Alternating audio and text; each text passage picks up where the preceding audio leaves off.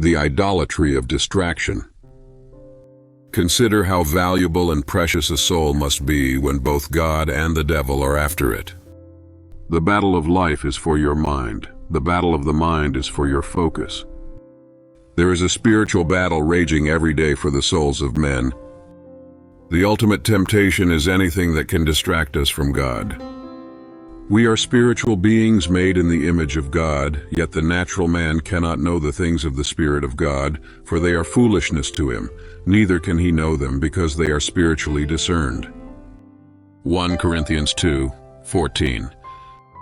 Man has a spirit, but he lives like a carnal person who is completely engulfed in the distractions, trappings, and worries of this world because he is distracted and thus fooled. The Apostle Paul warns us that our battle is spiritual in nature and not one against flesh and blood. There are three adversaries aimed at diverting and obstructing man from leading a life in the Spirit of God: the world system, the devil, and the desires of the flesh. All three provide him with exactly what he believes he needs and wants, all at the expense of his soul.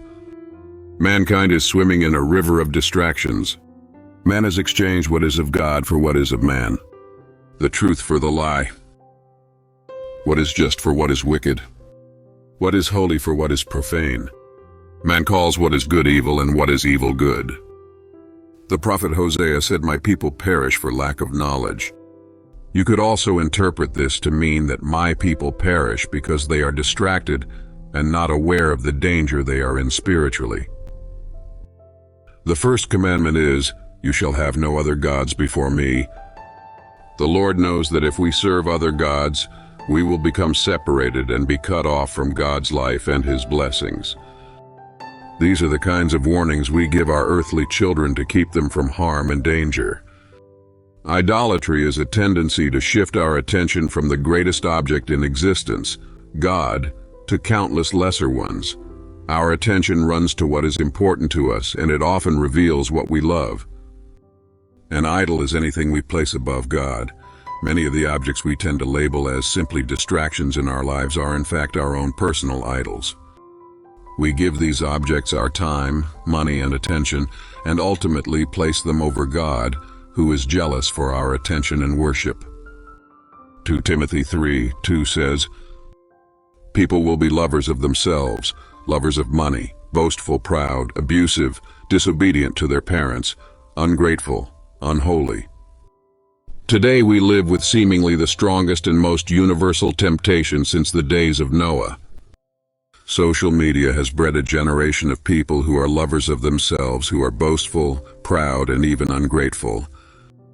Our biggest source of diversion and idols these days is television and the media.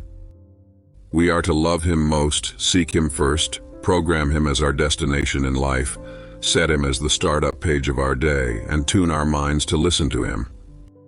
All those choices come back to our minds. Anything that can even slightly pull our minds regularly away from God is a temptation or a distraction. How clearly are you seeing God these days? Crystal clear, bright, and empowering? Or has God gotten blurred over the past weeks and months?